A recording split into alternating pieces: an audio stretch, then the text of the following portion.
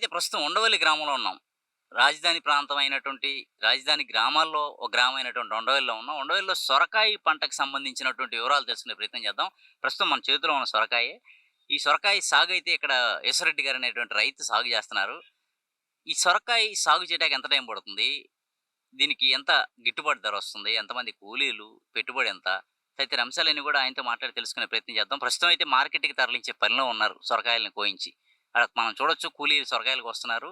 కోసిన వాటిని గోతాలకి నింపి పంపించే ప్రయత్నం అయితే చేస్తున్నారు వాళ్ళు. అసలు అడుగుదాం ఈ పైరుకి సంబంధించినటువంటి పూర్తి వివరాలు. సదరు రైతు ఎవరైతే ఉన్నారో ఈశ్వరరెడ్డి ఆయనతో మాట్లాడి తెలుసుకునే ప్రయత్నం చేద్దాం. రండి వెళదాం.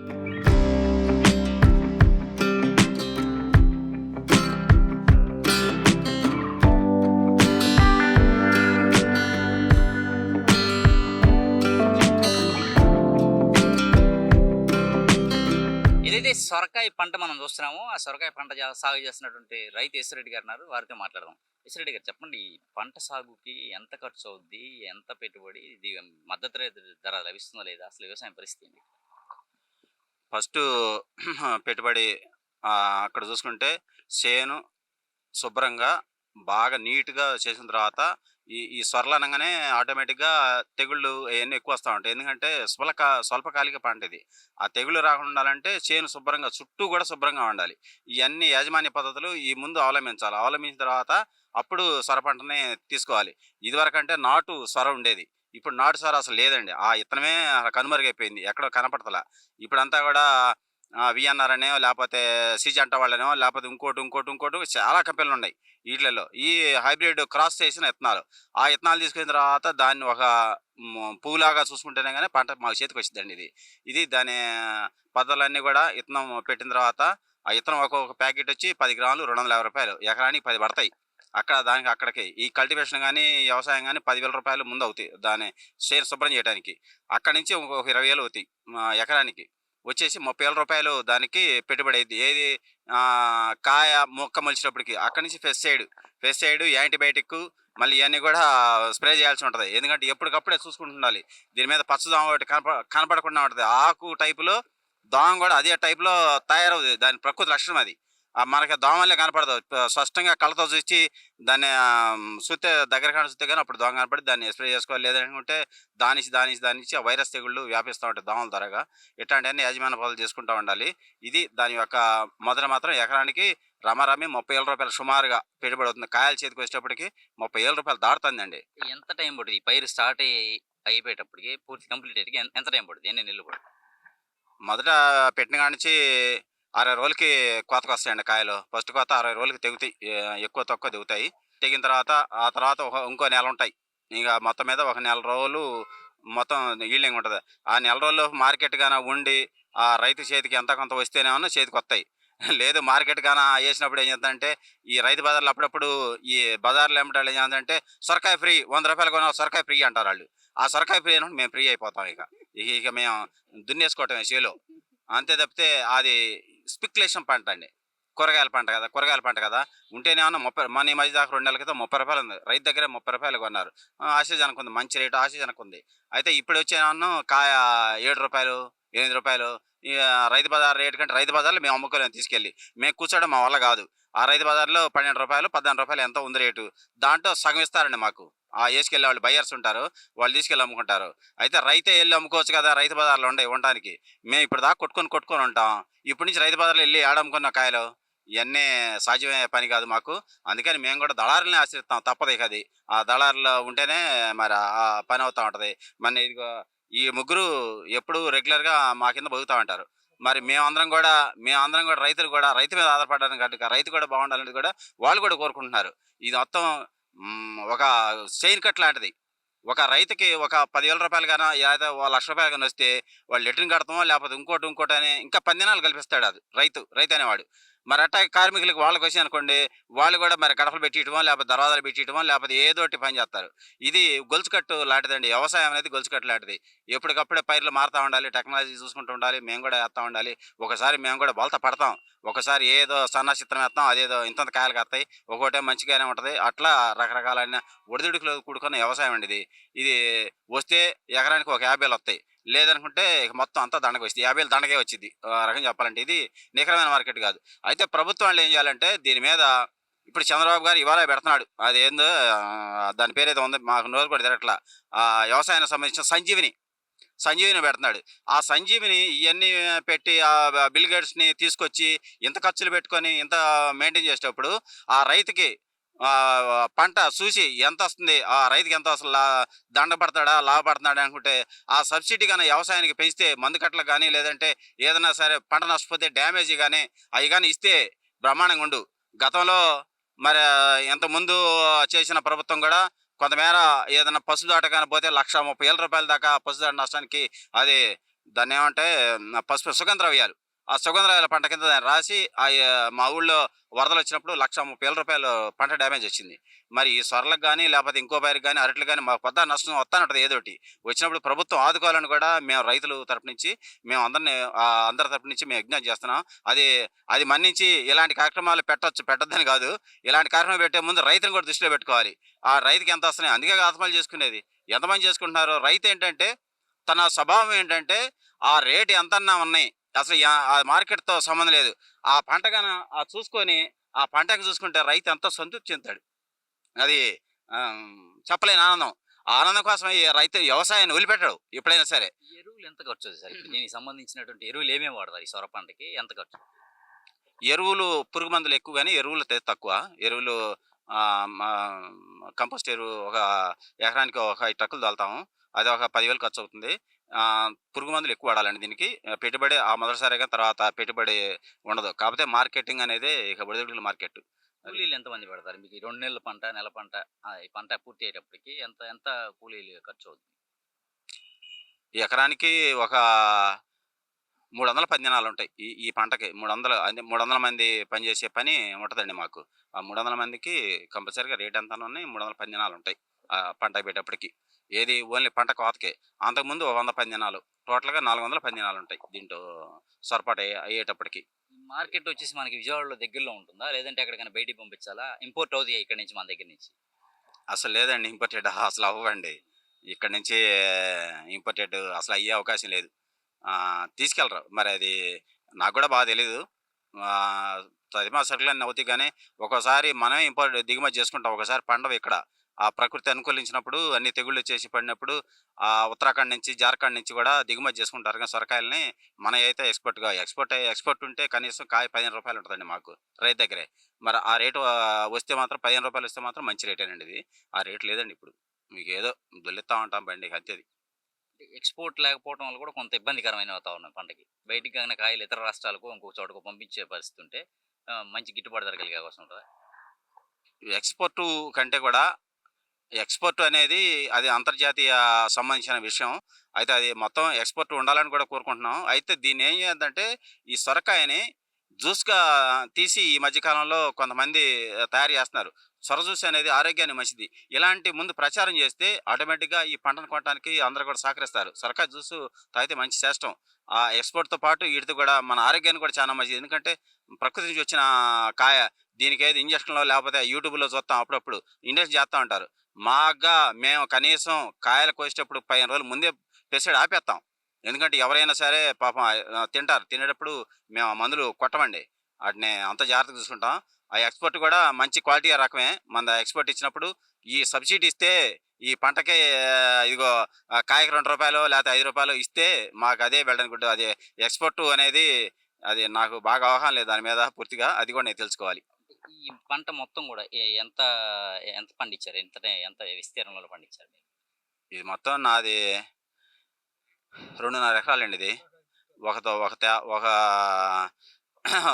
ఎకరన్నర ఏమన్నా ముదురు. ఓ తర్వాత ఓ 15 రోజుల తర్వాత ఇంకోటేసాను. 1 బై 1 ఎందుకంటే మార్కెట్ ఉంటదో, ఉండదో అన్నట్టుగా 2 రకాలుగేసానండి. మరి 2 రకాలుగేస్తే ఇవాళే తొలిగా కోస్తున్నాను కాయలు. అది ఇంతవరకే. ఈ పైరుతో పాటు ఇదయిపోయింది. సొర అయిపోయింది. దీంతో పాటు ఏ పంట దీనిలో అంతర పంటగానా? లేదంటే ఈ పంట తర్వాత ఇంకో పంట ఎట్లా ఏయొచ్చు? ఇది సొర అనేది అంతర పంట అనేది ఏయొచ్చులే గానీ, ఏదైనా సరే ఒకటి నాశొచ్చిద్ది. ఏ పంటైనా సరే అంతర పంట చెబుతారులే గానీ అంతర పంటలనేది మేమేంటంటే అంతర పంట పెట్టలా. అంతర పంట పెట్టామనుకోండి, అరట్లేసాం దీంట్లో, ఆ సొర తీగలు ఏం చేస్తాయంటే మెలేత్తాయి అరి తీగని. అరి చెట్లని మెలేసి దాన్ని పైకి బానెయ్యవు. ఇదే ఇదే కొంగదీత్తా ఉంటది. మళ్ళీ అయన్నీ పీక్కుంటూ ఉండాలి. ఏదైనా అంతర పంట ఏసినప్పుడు ఒక పంట మాత్రమే బాగుంటది కానీ రెండో పంట అనేది వీక్‌గా వస్తదండి ఇది. అంతర పంట అయితే దీంట్లో అంత కోరిన పంట కాదు ఇది. డైరెక్ట్ ఒకే పంట పెట్టడమే బెటరు. ఇట్లా ఇప్పుడు రాజధాని వచ్చేసింది. ఎన్ని వాహనాలు తిరుగుతూ ఉన్నాయి చుట్టూ. మరి పంట పండిస్తున్నారు మీరు. పొల్యూట్ అయ్యే అవకాశం ఏమి ఉండదా పంట? పొల్యూషన్ ఉందండి. మాకు పొల్యూషన్ ఉంది. మేము పొద్దున్నే వచ్చేసి దాదాపు 2 రోజులకి, 3 రోజులకి ఒకసారి ఆహ్, మ ఒట్టి నీళ్ళు కొడతా ఉంటాం. మందు దాంట్లో కొద్దిగా మందేత్తాం. ఏదో ఒకటి మందేత్తాం. కొడుతుంటేనే ఇంత మాత్రం మరి పొల్యూషన్ అనేది మొత్తం రాజధాని గ్రామాలు మొత్తం 29 గ్రామాలే కాదు. ఆ చుట్టుపక్కల గ్రామాలన్నా గూడా ఏ చెట్టైనా చూడండి. అది ఎంత దోవబట్టినాయి చూడండి ఆ చెట్లకి. ఆ దోవబడితే అసలు వ్యవసాయం శ్రేయస్కరం కాదండి అది. ఈ పంట దిగుబడి రాదండి అది. అంత ఇక్కడే కాదు సార్. ఊళ్ళో ఏ గ్రామాన్ని చూసుకోండి, ఏ ఇంట్లోనే చూసుకోండి రోడ్డెమ్మట ఇల్లుందంటే ఇక ఆళ్ళు రోజు ఆ చీర పెట్టుకొని దులుపుకోవటమే పని. ఆడాళ్ళందరూ బోరుమంటున్నారు ఆళ్ళు. అట్టాంటి పరిస్థితి వచ్చిందండి ఇది. ఈ పొల్యూషన్ వల్ల. మరి ఎప్పటికి బాగయిద్దో, ఎప్పటికైద్దో అంత అగమ్య గోచరంగా ఉంది. మరి ఎన్నాళ్ళకయిద్దో. మరి అసలు ఇంతవరకి ఏమీ ఒక కొలిక్కి రాలా. ఈ పొల్యూషన్ అనేది అసలు ఆ పొల్యూషన్ బోర్డాళ్ళు గాని వస్తే అసల ముందు రాజధానిని ఆపేయమంటారాళ్ళు. ఆళ్ళు గాన అంత పొల్యూషన్ ఉందండి ఇక్కడ. మరి ఆ పొల్యూషన్ ఎప్పుడు తగ్గిద్దో గానీ మొత్తం మీద టోటల్‌గా పొల్యూషన్ అయితే విపరీతంగా ఉంది. అన్ని గ్రామాల్లో 40, 50 గ్రామాల్లో ఉందండి. ఇంకా చంద్రబాబు గారు ఇంకా 53 గ్రామాలు కావాలంటున్నాడు ఆయన పాపం. మరి ఆళ్ళని కూడా పొల్యూషన్ చేత్తాడో, మరి ఆళ్ళని కూడా ఒడ్డెక్కిత్తాడో. మమ్మల్ని ఒడ్డెక్కించలేదు. మేము కూడా కొంత భూమి ఇచ్చున్నాం. అది ఏం జరుగుద్దనేది అగమ్యగోచరంగా ఉందండి. ఈ పైరు తర్వాత ఏ పైరు ఏయొచ్చండి? దీంట్లో ఇప్పుడు సొర అయిపోయింది. సొర అయిపోయినాక దున్నిచ్చేయాలా? చేనంతా దున్నిచ్చి వేరే పైరేయాలా? ఇలాగే ఏసుకోవచ్చా? అసలు దున్నిచ్చాల్సిందే. ఎప్పటికప్పుడే దున్నిచ్చాల్సిందే. దున్నకపోతే ఆ చేను నేల అనుకూలించదు. దానికి ఎందుకంటే ఆ గెడ్డలలో ఏం చేస్తాడు ఆక్సిజను ఆ గెడ్డలలో వత్తా ఉంటది. పైనుంచి సూర్యరశ్మి నుంచి వచ్చే లైటింగ్ గాని, ఈ గాలి తోలే ఆక్సిజన్ గాని మొత్తం గెడ్డల్లో తీసుకుంటదది. అట్టగాని దున్నీయకుండా ఆ పని ఏసామనుకోండి అది అంతగా శ్రేయస్కరంగా కాదు. మొత్తం మీద దున్ని మళ్ళీ ఇంకో పైరేయాల్సిందే. సొరలేసిందంటే మళ్ళీ సొరల పనికిరాదు. మళ్ళీ దాన్ని వేరే క్రాప్ మార్చాల్సిందే. కాకరలో, బెండలో, దొండలో ఏదోటి ఏసుకోవాల్సిందే గానీ ఇది మాత్రం గాదు. ఇక అప్పటికి అయిపోయిన తర్వాత బాగుంటే ఇంకో పైరేత్తాం. లేదంటే అరటి మొక్కలేసేత్తాం. ఈ అంతా కూడా ఆర్గానిక్ వ్యవసాయం అని చెప్పని చెబుతున్నారు ఇప్పుడు. అలా చేయటానికి ఏదైనా అవకాశం ఉంటదా? మట్టి దీనిలో ఏదైనా పాత పద్ధతుల్లో ఎరువులు తోలి, ఇప్పుడు పెస్టిసైడ్ లాంటివి కాకుండా ఎరువుల్లాగా కాకుండా పాత పద్ధతిలో పెంట పోగు లాంటివి తోలటం ఇలాంటివి చేస్తే ఆర్గానిక్ వ్యవసాయం అన్నారు కదా! అలా చేయటానికి అవకాశం ఉంటదా మన దగ్గర ఇక్కడ? ఆర్గానిక్ వ్యవసాయం చేయొచ్చులే. ఆ అవకాశం ఉందిలే గానీ 100% ఆర్గానిక్ మీద పండియొచ్చు. పండియొచ్చు గానీ దీనికంటే ఖర్చెక్కువవుతుంది దానికి. ఆర్గానిక్ అంటే నీకు చుట్టూ దానికేం చేస్తారంటే ఒక రకమైన వల కట్టాల. ఆ వల కట్టి ఆ వల నుంచి ఏమి రానీకుండా అదే పురుగులు రానీకుండా చూడాలి. చుట్టూ జొన్నెయ్యాలి దాంట్లో. మళ్ళీ వల కట్టి జొన్నెయ్యాల. ఏదైనా పురుగొచ్చినప్పుడు ఆ జొన్న మీద వాడటానికి. అయితే ఆర్గానిక్ వ్యవసాయం చేసినోడిది కిలో రూ. 10 ఇది రూ. 10 ఇంక నీకు ఆర్గానిక్ చేసినందువల్ల ఉపయోగం ఏంటి? అనేది మాకు ఆర్గానిక్ చేసినందువల్ల ఉపయోగం లేదు. అదే బోర్లు పెడుతున్నారులే గాని ఆర్గానిక్ వ్యవసాయం అని, ఆ బోర్లు పెట్టిన దాంట్లో సర్టిఫైడ్ కాపీలుంటే నమ్మొచ్చు. ఆ పంటని ఇప్పుడు నేను ఆర్గానిక్ అంటాను. నాకేంటి నేను పెడతాను బోర్డ్ అక్కడ. బోర్డ్ పెట్టి ఆర్గానిక్ అంటే ఎట్లది? అది ఆర్గానిక్ అనేది సంపూర్ణ పద్ధతిలో అందరూ చేత్తేనే ఆర్గానిక్ అని ఒక్కడో అరో చేత్తే ఆర్గానిక్ సెట్ అవ్వదండి. అది అవ్వదు. ఇంకా ఆ పరిస్థితికి ఇంక రాలా. ఈ ఉండదానికే ఇంగ్లీష్ మందులెత్తేనే ఈ మందులు కొడితేనే గిట్టుబాటు కాట్లా. ఆర్గానిక్ అంటే అంత దిగుబడి రాదండి. తగ్గిద్ది. సగానికే తగ్గుద్ది. ఆ సగానికి రేటుంటేనే గిట్టుబాటయిద్ది. ఇప్పుడు ఉన్న పరిస్థితుల్లో ఆర్గానిక్ అంత గిట్టుబాటయిన వ్యవసాయం మాత్రం కాదిప్పుడు. ఎయ్యొచ్చు. పంటయితే ఎయొచ్చు. మంచి భూములే. ఆర్గానిక్ వ్యవసాయంలో మనం ఇంకా దాన్ని అందుకోలేకపోతున్నాం. సొర పండించే వాళ్ళకి సూచనలు ఏమైనా చేస్తారా మీరు? సొర పండించాలనుకున్నటువంటి రైతులు ఎవరైనా ఉన్నారనుకోండి. మన ఊర్లోనే కాదు ఇంకొక ఊర్లో అయినా, ఏ ఊర్లో అయినా మీరే సూచన చేస్తారు? సొర పంటకి ఎప్పుడైనా సరే మీరు ఎండాకాలం వచ్చేటట్టుగా ఉంటే ఆ రేట్లుంటాయండి. అంటే లగ్గసర్లు కూడా చూసుకోవాలి దీనికి. ఎందుకంటే లగ్గాలకి ఎక్కువ వాడతారు కాబట్టి ఈటిని. లగ్గాలు లేనప్పుడు ఇప్పుడు దాకా లగ్గాలు ఏం లేవు. రేపు 17 తారీఖు నుంచి ఏదో ఉన్నాయంటున్నారు. అప్పటి నుంచి రేట్ వస్తాయని ఆశతోటి ఇప్పుడు వచ్చేటట్టుగా నేను దిగుబడేసాను. కొంచెం ఆలోచించి లగ్గాలు ఎప్పుడైతే ఉంటాయో అప్పుడు బెటర్ గాని, లగ్గాలు లేనప్పుడు చలికాలంలో సొరకాయలు తినరు. జలుబంటారు. లేకపోతే ముక్కులు నీళ్లు గారుతాయి అంటారు. చలికాలం తినరు. ఇప్పటి నుంచి ఫిబ్రవరి 10 నుంచి కొద్దిగా స్టార్ట్ అవుతాయి. మార్చిలో ఎండాకాలం వచ్చింది కాబట్టి అప్పుడు సొరకాయ తింటారు. ఆ సూచనలు దాన్ని పట్టుకొని ఆ పంటేసుకోవాలి తప్పితే చలికాలం వస్తే మాత్రం అది కొనరండి కాయలు. ఆ 6 నెల, 5 నెల, 7 నెల ఆ ప్రాంతాలు దిగుబడిచ్చేటట్టుగా ఉంటే మాత్రం అప్పుడైతే మార్కెట్ ఉంటది. అది నా సూచన. కౌలు రైతు సొర పంట పండించాడనుకోండి. ఏమన్నా గిట్టుబాటు అయ్యే అవకాశం ఉంటదా? సొంత రైతుకి ఎలా ఉంటది? సొంత పొలం ఉన్న రైతుకి ఎలా ఉంటది? కౌలు రైతు పరిస్థితి ఎలా ఉంటది? అసలు కౌలు రైతనేది ఇక అదంతా పేకాట లాంటిది. ఓ రకంగా చెప్పాలంటే. ఇప్పుడు ముందు ఒక ఎకరం కౌలు తీసుకొని వేయాలంటే ఆ రైతుకి 50,000 కట్టాలి ముందు. ఆ కౌలు ఆ ఓనర్‌కి అదే ల్యాండ్ ఓనర్‌కి. 50,000 కట్టిన తర్వాత 50,000 ఇందాక లెక్కేసినట్టు 50,000 పెట్టుబడి. దీంట్లో ఎంతొస్తాయి? ఈ కౌలుదారులు నాకు తెలిసి దాదాపు ఒక ఈ తా ఈ మండలంలో ఈ రాజధానిలో కౌలుదారులు చేసి చిన్న చిన్నోళ్ళు. చాలామంది దాదాపు ఒక 300 మంది, 400 మంది అసల కాళ్ళెత్తేసారు. ఏం చేయలేక, ఆ పంట గిట్టుబాటు కాక అనేసి, ఆ కౌలుదారుడు కూడా ఎంత కొంత వెసులుబాటో, ఆర్థికంగా బలంగా ఉంటేనే కౌలుదారుడు చేయగలుగుతున్నాడు గానీ, సామాన్యుడు కౌలు చేసే పరిస్థితి ఇప్పుడు లేదండి. మందుకట్ట ఏంటండి రూ. 1850 1026, 1026, రూ. 1850 పెట్టి నేను ఎన్ని సొరకాయలు కొత్తే నాకు రూ. 1850 వస్తాయి. కాయ రూ. 7 కాడికి. అది గిట్టుబాటు కాని పరిస్థితి ఏంటంటే కౌలుకి గూడా అది మరీ అగమ్యగోచరం. సొంతోళ్ళమే ఇంత మాత్రం ఉంటే ఆ కౌలాడు కాకపోతే ఏంటంటే ఆ కౌలాడు సొంతంగా నేను నలుగురు మనుషులు పెట్టుకున్నాను. ఆయన ఇద్దరే పెట్టుకుంటాడు. ఇద్దరిని పెట్టుకొని తను కూడా కష్టపడతాడు. నేను కష్టపడుతున్నాను. తను కూడా ఇంకా కష్టపడతాడు. అదనంగా తగ్గించుకొని ఆ కూలి వారం ఎంతో కొంత మిగులుతాయి కానీ కౌలుదారుడికి అంత శ్రేయస్కరమైన వ్యవసాయం కాదు. ఎట్లా మీ ఫ్యామిలీ అంతా కూడా అగ్రికల్చర్ మీద ఆధారపడి ఉంటారా? లేకపోతే ఎట్లా? అగ్రికల్చర్ అండి. అగ్రికల్చర్ మీదే మేము ఎప్పుడు 40 ఇయర్స్ నుంచి అగ్రికల్చర్ మీదే ఆధారపడి ఉన్నాం. దీని మీదే ఉన్నాం. ఇంకొక వ్యాపారం అంటూ మాకేం లేదు. ఇంక చేత కాదు కూడా మాకు వ్యాపారం. ఇంకోటి ఏం చేసినా కూడా మేము దానికి అసల అర్హులం కాదు. ఎందుకంటే మాకు కొంచెం జాలి, దయ ఉంటాయి. ఆడేదైనా మేము కొట్టిపెట్టామనుకోండి ఏం వీలైపోతే సరే ఎత్తుకుపో అంటాం. ఇక వ్యాపారం కూడా మాకైతే ఆ రైతు వారీగా వచ్చి వ్యాపారం చేయలేమండి. ఇక అది ఏది కూడా. ఇక మేము ఉన్నంత కాలం చేయటమే వ్యవసాయం. వ్యవసాయం చేయటమే. ఏ ఏ పంటలు పండించుంటారు? మీ 40 ఏళ్ల వ్యవసాయ అనుభవంలో ఏ ఏ పంటలు పండించుంటారు మీరు మొత్తం? అన్నీ పండించామండి. ఒక మల్బరీ అన్ను, తేయాకు అయి మినహాయించి చెరకు, పసుపు, ఉల్లి, అరటి, పొద్దుతిరుగుడు, మొక్కజొన్న, సొర, బెండ, బీర, దోస, కాకర, గోరుచిక్కుడు అసలు ఇంక మొత్తం ఆనియన్ను, అది మా చిన్నుల్లిపాయ కూడా కాదులేండి. చిన్నుల్లిపాయ ఒకటి, పనస ఒకటి, అలాంటి పైరు కావు. ఇవన్నీ దాదాపు 25 రకాల పంటలు మేము పండించున్నాం. నేల ఎలా ఉంటదండి? ఇక్కడ నేల ఎలా ఉంటది? మన పంటకి సంబంధించినటువంటి నేల సపోర్ట్ చేస్తదా? నేలలో ఏమైనా మార్పులు ఉంటాయా? మార్పులు జరుగుతూ ఉంటాయా నేలలో? మాది ఈ ఛాయలు బలంగల ఛాయలండి ఇది. ఈ కొన్ని మాకేం చేత్తంటే ఇక్కడ ఎగ్జాంపుల్ ఉదాహరణకి మాకు ఈ నెలలో టమాటా ఏసామనుకోండి, టమాటా పండదు. ఎందుకు పండదంటే కారణం ఏంటంటే మాది బలంగల నేల. అసలు అది ఆ బలం అంత బలం టమాటా తీసుకోదు. ఆ టమాటాకి కావాల్సింది 50% బలం ఉంటే చాలు ఆ నేలలో. అప్పుడు టమాటా పండిద్ది గానీ, అయన్నీ కొంచెం బలహీనమైన నేల అయితే పండుతాయి గానీ, మాకు టమాటా కాదు. అది ఇక్కడ సారవంతమైన నేల. చెరకు, పసుపు అయితే బ్రహ్మాండంగా అవుతాయి. వేరుశనగ ఇట్లాంటియన్నీ అల్లం మరి ఇయన్నీ అవుతాయి గానీ, ఆ పంటలోకి మాది సూటబుల్ కాదు ఇది. అది అయి వేరే వాళ్ళు కొంచెం బలహీనంగా ఉండేవాళ్ళు అదే దమ్ము తక్కువ ఉండే పొలాలని ఆటిలో ఏస్తారు గానీ, మాకిది అదే ఆ తేడా ఉంది. ఇది అన్నిటికీ సారవంతమైన నేల ఇది. దాదాపు 14 అడుగుల దాకా మట్టే ఉంటది. అక్కడి నుంచి సిల్ట్ ఉంటది. ఇసుక ఉంటది. ఆ తర్వాత జలాశయం ఉంటాయి ఇక్కడ. ఇక్కడ మంచి అనుకూలమైన నేలలు. ఎంత వర్షం కురిసినా సరే నీళ్లు సింక్ అయిపోతాయి. దిగిపోతాయి. తేలిక నేల మాయి. నీటి పరిస్థితి ఏంటి? మీకు పంటలు పండిస్తున్నారు. నీటి పరిస్థితి ఏంటి? నీరు ఎలా ఉంటది? అంటే పంట వర్షాధారంగానా? లేదంటే భూమిలోంచి నీరు మనకు అందుబాటులో ఉంటదా ఇక్కడ? ఉంటాయండి. మాకు బోర్‌లున్నాయి. బోర్‌వెల్స్ అయన్నీ ఉన్నాయి. కరెంట్ షెడ్‌లుంటాయి. మేము వాటితోటే కట్టుకుంటాం గానీ, వ్యవసాయం వర్షం మీద ఆధారపడే కాదండి. మేము పట్టుకుంటే అయితే వర్షాలుండాలి. వర్షాలు లేకుండా కాదు. అయితే వర్షం మీద ఆధారపడాల్సిన పని లేదు. మాకు ఎప్పుడు బోర్‌లుంటాయి కాబట్టి నీళ్లు కట్టుకునే పండించుకుంటాం మేము. ఎన్ని అడుగులు పడతాయి మీకు నీరు ఈ పొలాలు ఇక్కడ వ్యవసాయం చేసే దాంట్లో? 35, 35 అడుగులు చాలు. 35-40 లోపే మా అన్ని బోర్‌లన్నీ కూడా పైనే ఉంటాయి నీళ్లు. మాకు స్వీట్ వాటర్. వాటర్ కూడా మంచి వాటర్. అందుకనే పంటలు బాగా పండుతాయి మాకు.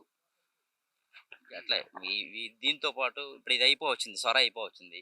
అయిపోవచ్చినప్పుడు ఏ పంట పండిస్తే బావుంటది చేలో? ఇక్కడ సొరలేసిన తర్వాత దీన్ని ఆపని రొటోవేటర్ ఏస్తాం. ఆకు తగలబెడతాం గానీ, అట్లాంటివి ఏం చెయ్యం మేము. ఎందుకంటే భూమిలో కలిపితేనే కాడ గానీ, దేనికన్నా గానీ భూమిలో కలిపితేనే మంచిదండి. పైరుని మళ్ళీ దానిలో కలిపి అయిపోయిన తర్వాత మళ్ళీ భూమిలో కలపటం. భూమిలో కలిపితే ఏంటంటే సేంద్రియం అది సారవంతం పెరిగిద్దిగ. సారవంతం పెరిగిన తర్వాత దీని తర్వాత మళ్ళీ కూరగాయలు బావుందనుకోండి కాకరలు పెడతాం ఎమ్మటే. కూరగాయలు గాన అనుకూలంగా లేదనుకోండి, ఇక బనానానో లేపోతే ఇంకా ఏదో రకంగా గడ్డి పైర్లేసుకుంటాం. కూరగాయలు అనుకూలంగా ఉంటే మాత్రం ఈ దీంట్లో ఆ పరిస్థితిని బట్టి అక్కడుండే మార్కెట్ పరిస్థితి పర్లేదనుకుంటే ఏసేస్తాం కాకరలు ఎమ్మటే. అయినా దున్నేయాల్సిందే అయిపోయినాక దున్నేయాల్సిందే కాకరలు ఇప్పుడు పెట్టాది కాదు. ఇప్పుడు పెట్టినా దాంట్లో అవ్వదు. రొటోవేటర్ ఏసి మొత్తం కలిసి మళ్ళీ బ్లాక్ మొత్తం సదును చేస్తే అప్పుడు రెండో పంటకి ఇక తయారైపోయినట్టు భూమి. రెండో పంట తయారైనట్టు. అంతే పంటలో పంట పెడితే ఉపయోగం ఉండదు. ఒక తల్లికి ఇద్దరు కమల పిల్లలు పుడితే ఎట్టా ఏదిస్తారో అట్టుంటదండి వ్యవసాయం కూడా. ఈ పంట అయిపోయింది. వేరే అరట్లో, మునగలో ఏదో ఒకటి పండించారు. అప్పుడు ఎలా ఉంటది పరిస్థితి? అంటే గిట్టుబాటు ధర విషయంలో గావచ్చు, మీరు మార్కెట్‌కి పంపించే విషయంలో గావచ్చు, ఇక్కడ కూలీలు దొరికే పరిస్థితి గావచ్చు, వీటన్నిటి మీద పెట్టుబడి గావచ్చు, ఎలా ఉంటది? పంట పర్లేదా వ్యవసాయం? అసలు వ్యవసాయం పర్లేదు అనుకునేది ఎవరన్నా భారతదేశంలో మీ వ్యవసాయం మీద బాధ నేను బాగుపడి ఒక 30,00,000 పెట్టి ఇల్లు కట్టాను ఒక్కడనన్నా చూపిడు నాకు. ఎక్కడైనా సరే నేను ఇదిగో 50,00,000 పెట్టి ఇల్లు కట్టాను అంటాడు. ఆ వడ్డీ వ్యాపారం చేసేవాళ్ళు లేకపోతే ఇంకో వ్యాపారం చేసేవాళ్ళు ఇంకా 5,00,000 6,00,000 బిల్డింగ్ కట్టుకుంటారు. రైతు వారిగా మాత్రం సామాన్యంగా ఉంటాడు తప్పితే అబ్నార్మల్గా మాత్రం ఏం డబ్బులు మిగలవు. కాకపోతే ఏంటంటే ఆ రైతుకు ఉండే పౌరుషాన్ని బట్టి అది పౌరుషం ఉంటుంది కదా, ఏదో అంటారు చూసావా, ఒంగోలు దానికి పౌరుషం గెత్తకని అట్లాంటి పౌరుషం ఉంటుంది మాకు. ఆ పౌరుషం అంటే పౌరుషం అంటే పౌరుషం కాదు, నా పని నేను చేసుకుంటా, నా పని నేను చేసుకుంటా, నేను ఒకళ్ళనైతే ఆశించను, నేనే పండించి నేనే ఇస్తానని ధీమా ఉంటుంది తప్పితే, అదే ధీమా ఉంటుంది తప్పితే ఇదేదో ఉద్ధరిస్తానికైతే దానికి లక్షల లక్షలు కోట్లు అసలు మిగిలే పరిస్థితి కాదు. రొటీన్గా బండి వెళ్ళిపోతూ ఉంటుంది. రైతు ఏంటంటే నిర్భయంగా బతకగలడు. అది ఒకళ్ళ కింద దేహి అనుకోకుండా అడుకోకుండా, లేదా ఆడు వస్తున్నాడు భయపడకుండా, ఒక ఉద్యోగస్తుడు అనుకోండి ఆ పై ఆఫీసర్ వస్తున్నాడు భయపడతాడు. భయపడతాడంటే మరి కొన్ని డిపార్ట్మెంట్లు ఉంటారు, మరి బల్ల కింద చేయి ఒకటి ఉంటుంది, బల్ల పైన ఒకటి ఉంటుంది, మరి వాళ్ళు భయపడతారు. మేము భయపడం, దేనికి భయపడం మేము, భయపడాల్సిన పని లేదు. ఏదైనా ప్రకృతి వచ్చినప్పుడు అప్పుడు భయపడుతుంది తప్పితే ఏ తుఫాన్లో పడేసినప్పుడు అయితే మామూలుగా అయితే భయపడం. ఆ స్వేచ్ఛ జీవులం కనుక దాని నుంచే అటు కొనసాగుతూ ఉంటుంది. అబ్నార్మల్గా మాత్రం ఏమి అంతే మిగలండి. ఎవరైనా సరే ఈ మధ్య గ్రామాల్లో మీరు ఏ బిల్డింగ్ అన్నా చూడండి, మీరు వ్యవసాయం మీద సంపాదించి కట్టారంటే వ్యవసాయం కాదు, కూతుళ్ళు కొడుకులు ఏడ ఉద్యోగాలు చేసో లేకపోతే దుబాయ్లో వెళ్ళి అమెరికా వెళ్ళి డబ్బులు పంపిస్తే కానీ రైతుగా వెళ్ళి పండించి కట్టలేడండి. అది అసలు అసాధ్యం. ఈ పంటకు సంబంధించినటువంటి విత్తనాలు ఎక్కడ సేకరిస్తారు? మీరే స్వయంగా తయారు చేసుకుంటారా? బయట నుంచి కొనుగోలు చేసుకోవాల్సిందేనా మార్కెట్ నుంచి? లేదంటే ప్రత్యేకంగా ఎక్కడైనా ప్రాంతం నుంచి తెచ్చుకుంటారా? అసలు ఈ విత్తనాలు అనేది లేదండి ఇప్పుడు. విత్తనాలు అసలు అది పోయింది. మేము తయారు చేసుకొని మేము సొంతంగా తయారు చేసుకునేది అదే. ఇప్పుడు ఇందాక చెప్పారే, ఏది సేంద్రియ, అది వ్యవసాయం, ప్రకృతి వ్యవసాయం, అది అసలు మేము ఆర్గానిక్ వ్యవసాయం. ఆ విత్తనాలు అనేవి లేవు, మొత్తం మార్కెట్ మీద ఆధారపడతామేనండి, ఆ కంపెనీల మీద ఆధారపడతామే. అయ్యే తొందరగా కాస్తున్నాయి, అయ్యే ఆ ఈల్డింగ్ దిగుబడి వస్తుంది, అందుకని ఆశపడి ఆ తెగుళ్ళు కూడా అట్నే వస్తున్నాయి. అయితే వాడి మొదలు కొట్టుకుంటా ఉంటాం, అయ్యే దిగుబడి. కానీ మామూలుగా అయితే మేము పండించినంతలా మేము వాడతలే, అసలు ఏవి వాడతలే, అవన్నీ జీరో అయిపోయినాయి మేము తెచ్చుకోవటం మార్కెట్లో. అందుకనే కదా విత్తనం దాదాపు భారతదేశంలో ప్రపంచ దేశాలు అన్నిటిలో కంటే కూడా విత్తన మార్కెట్ ఎక్కువ అంటే ఇక్కడ. సైంటిస్టులే చెబుతున్నారు, ప్రపంచ సైంటిస్టులు ఉన్నారు, భారతదేశంలో ఉన్నంత విత్తన మార్కెటింగ్ ఎక్కడా ఉండదంట. కొన్న ఇక్కడ అందరూ ప్రతి రైతు వెళ్ళి మార్కెట్కి వెళ్ళి విత్తనాలు తెచ్చుకోవటమేనండి.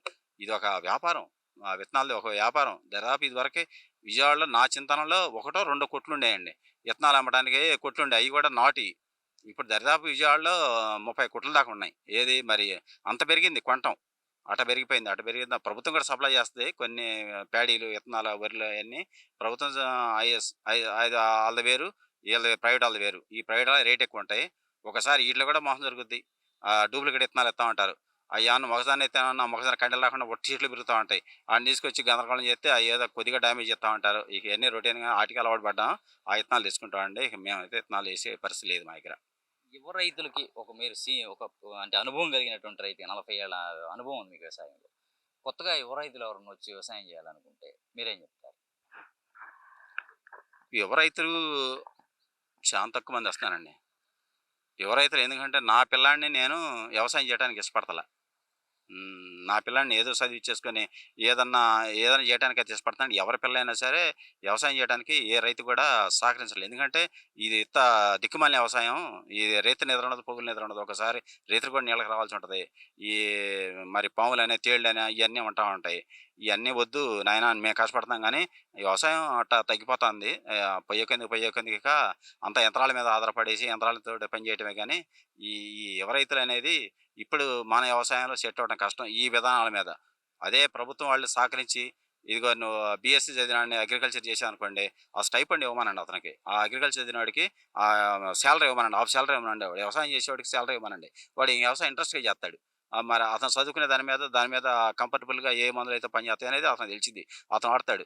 మనకి బీఎస్సీ అది అగ్రికల్చర్ చదివినవాడికి ఏమి లేదు, మామూలుడికి ఏం లేదు. అట్లా ప్రభుత్వం ఇచ్చే ప్రోత్సాహం ఉండాలి. ప్రోత్సాహం ఉంటేనే వ్యవసాయం యువ రైతులకు గిట్టుబడదు. కానీ డైరెక్ట్గా వచ్చి ఇప్పుడు నేను వచ్చి వ్యవసాయం చేస్తానంటే ఎప్పటికీ ఇవాళ పంట ఎత్తే దాదాపు 6, 7 నెలలకు గాని దాని రిజల్ట్ రాదు. ఈలోపు ఎన్ని తుఫాన్లు వస్తున్నాయి, ఎన్ని గాలి వానలు వస్తున్నాయి, ఎంతమంది దీని మీద పని చేయాల్సి ఉంటది. ఇదంతా కూడా అధిక శ్రమతోటి కూడుకున్న పని. చేతికొచ్చిన దాకా డబ్బులు కష్టమేనండి. చేతికొచ్చేదాకా కూడా సొరకాయలుండయి. ఏసుకెళ్తాడు. ఆయన డబ్బులు ఇత్తేనే మన చేతికి ఇచ్చాను. ఆడ పోయంటే ఆటో పడిపోయిందంటే అన్ని కృష్ణాయిలు పడ్డాయి. బత్తాలన్నీ అంటే చేయగలిగిందేం లేదు ఇక. తూచి. ఇక ఎలా పోయినట్టే. అట్టా ఉంటది వ్యవసాయం. గాలిలో దీపం లాంటిదండి వ్యవసాయం అనేది. యువ రైతులు అంత సెట్ అవ్వటం ఇప్పుడు ఉన్న పరిస్థితుల్లో కష్టం. పాత కాలంలో వ్యవసాయం ఎలా ఉండేది? అప్పుడు ఆ పద్ధతులు ఎలా ఉండేవి? అప్పుడు వ్యవసాయం ఎలా చేసేవాళ్ళు? ఈ రోజున ఈ పెస్టిసైడ్స్ వాడి ఎరువులు గాని, పురుగు మందులు గాని వాడి చేసే వ్యవసాయం ఎలా ఉంటుంది? అప్పుడు ఆ కాలంలో వ్యవసాయం ఎలా ఉండేది అసలు ప్రధానంగా? ఆ కాలంలో వ్యవసాయం నీకు ఎకరాని ఒక మందు కట్టొచ్చి 20, 20 ఫ్యాక్ట్ 20, 20 ₹135 నాకు తెలిసి.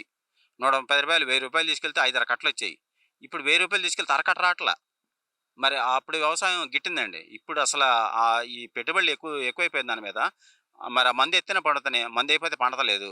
అట్టాగే అన్ని తెగుళ్ళన్నీ ఎక్కువైపోతున్నాయి. ఎక్కువైపోయినప్పుడు నీకు ఆహ్, అప్పటికన్నా ఇప్పటికి చానా తేడా ఉందండి. అప్పుడు అసలు ఇన్ని పెస్టిసైడ్ కొట్టేవాళ్ళం గాదు. పెట్టుబడులు చాలా తక్కువుండేయి. ఆ వచ్చిందేదో మరి బస్తా వచ్చి ₹200, ₹150 వడ్ల బస్తా ఉంటే కూడా గిట్టేదప్పుడు. ఇప్పుడు 1500 అమ్ముతున్నా గిడతల. 1800 అమ్ముతున్నా కూడా గిడతల. ఎందుకంటే అవే ఎక్కువైపోయినాయి. విపరీతంగా పెరిగిపోయిన మందులు.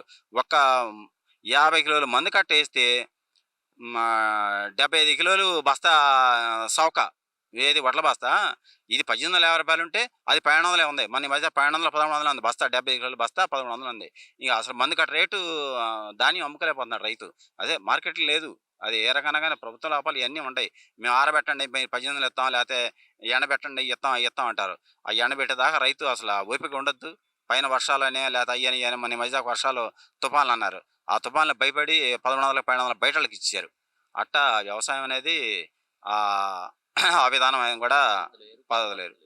పాత పద్ధతులు ఇప్పుడుండే పరిస్థితుల్లో రైతు తట్టుకోలేకపోతున్నాడు.